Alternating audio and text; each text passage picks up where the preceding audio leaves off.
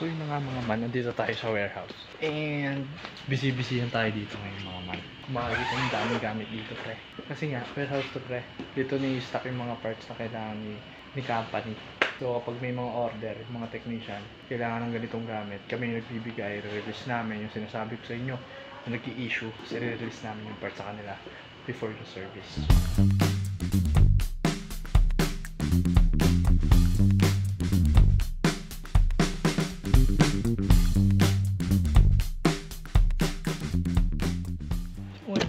Replenish na naman tayo for today's video. Replenish na naman tayo ng mga oils natin, mga parts.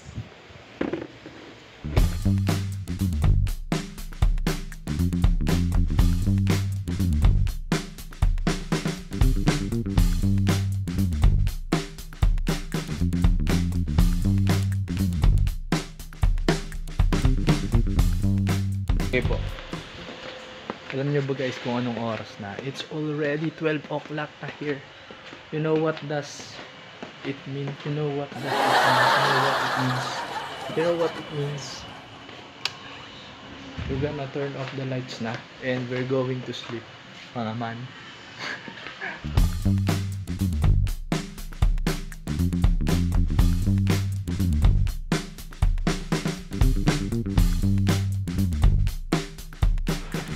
Habang lunch break namin, usapan muna tayo. Sabi ko nga sa inyo kanina, last day na ngayon, last day of the week, so kailangan sipagsipagan. Yung ngayong araw, may ano tayo, ang nakaschedule ngayon 94 approximately. So yung mga preventive maintenance, mga PMS nasa 60 plus, tapos yung general job services ay nasa 60 plus. Preventive maintenance ay nasa 60 plus and yung mga general job ay nasa 30 plus. So daming order ngayon mga man.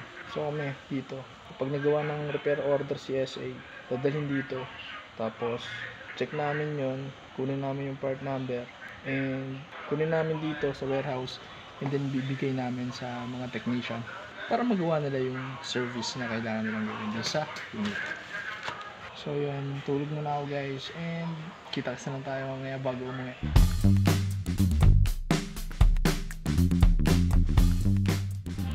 So mga friends, kapag 4:30 na, magpa 5S na yun, ibig sabihin maglilinis na dito. 5S, may ano yan, may meaning yan eh. 4:30 na mga men, ang ibig sabihin yan, magpa 5S na tayo. Lilinis na tayo mga birds.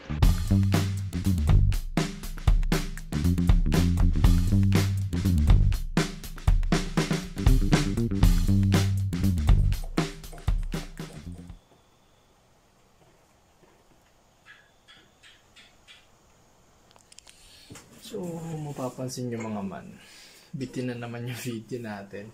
So bago kami mag-proceed dun sa technician na part, na-assign muna kami dun sa parts department. So dito nilalagay yung mga parts and yan yung mga piyesa ng mga kotse. So dito nabitin kasi medyo mahina pa nga tayo magsalita sa maraming tao. So yung mga kuha ko dyan, puro mga patago. So yun, pagpasensyahan nyo na kasi bitin. Pero yan, napakita ko naman sa inyo kung ano yung mga ginagawa ko dyan. And hopefully, sana mapakita ko naman sa inyo yung sa technician na part. So yun lang, ang buhay dyan sa sa warehouse, pag may kailangan na parts yung mga technician, kasi hindi naman sila basta pwede kumuha dun sa mga ng stocks ng mga parts dyan sa warehouse, kasi kailangan lahat, bawat kilos dyan naka-record, napaka-organize ng SOP nila, standard operating procedure, lahat plakado. So yun, ang gagawin dyan, kapag nagbigay from customer kung ano yung concern niya, ayusin naman ng service advisor. Tapos service advisor, yung mga papel na ipapasa ng service advisor mapupunta yan dun sa technician. Tapos si technician, siya naman yung ipapakita naman ng technician yung papel. Tapos yan, kami sa warehouse, kami yung mag-i-issue nun. Issue yung tawag dun. Ibibigay namin yung pyesa sa kanila. Tapos yun lang ang buhay ko dyan. Mag-refill ng oil, maglalagay ng stocks para mabilis yung process. Kung nagustuhan yung video na to, please like. At kung may gusto kang sabihin about this video, please comment it down below. At huwag kalimutang mag-subscribe. Nag-vlog ako sa OJT. Sa Patago, sa warehouse. So ito guys, malapit na kami sa basketball court. So ngayon, nakalabas na tayo. Nakalabas na tayo sa Nagusan and medyo nahihiya na ako. Kasi marami na nakamotor na nakatingin sa akin mga man. Kung mapapansin nyo, may mga tao dun sa likod ko. Pero hindi naman nila tayo pinapansin. Nobody cares. Ika nga.